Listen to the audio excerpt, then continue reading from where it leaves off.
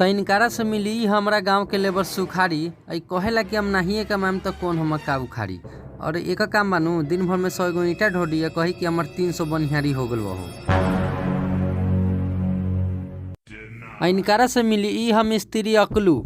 इनकर काम बका कि इनकरा से आज ले कोनो देवाल सीधा ना जोड़ायल, सब देवाल टेढ़ जोड़ाई आ जौन जोड़ाइबो करी उहो साला ढह जाला। इनकर इहे एगो खासियत बा।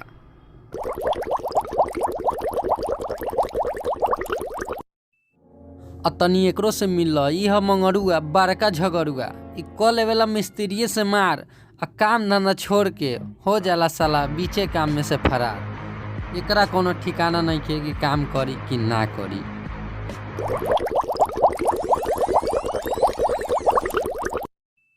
तनी एकरो सुन ली एकर नाम है भिखारी। अब बड़का बीमारी एक कप चाय अगर पिया दे बनू तो तोर पूरा ईंटा भिजा दी। ओकरा अलावा एकरा से दोसर कोनो काम ना होखेला।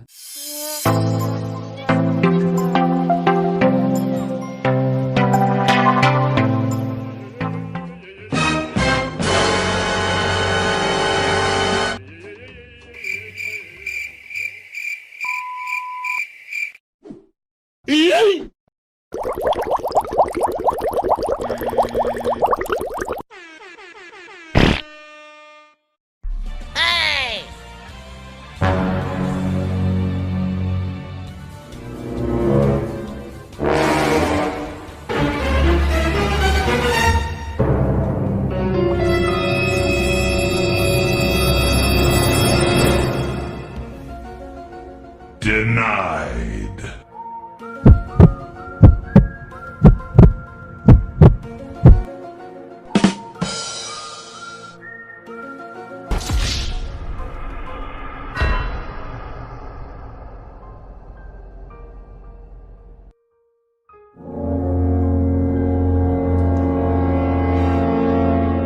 जोड़ा तले आवरी लेके आवई तरी ठीक बा।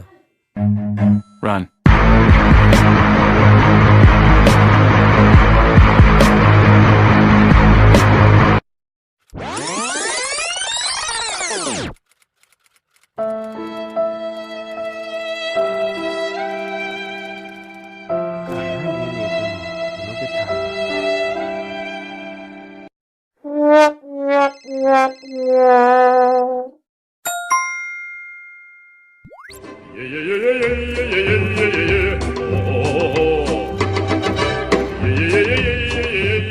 कहाँ गेले रे?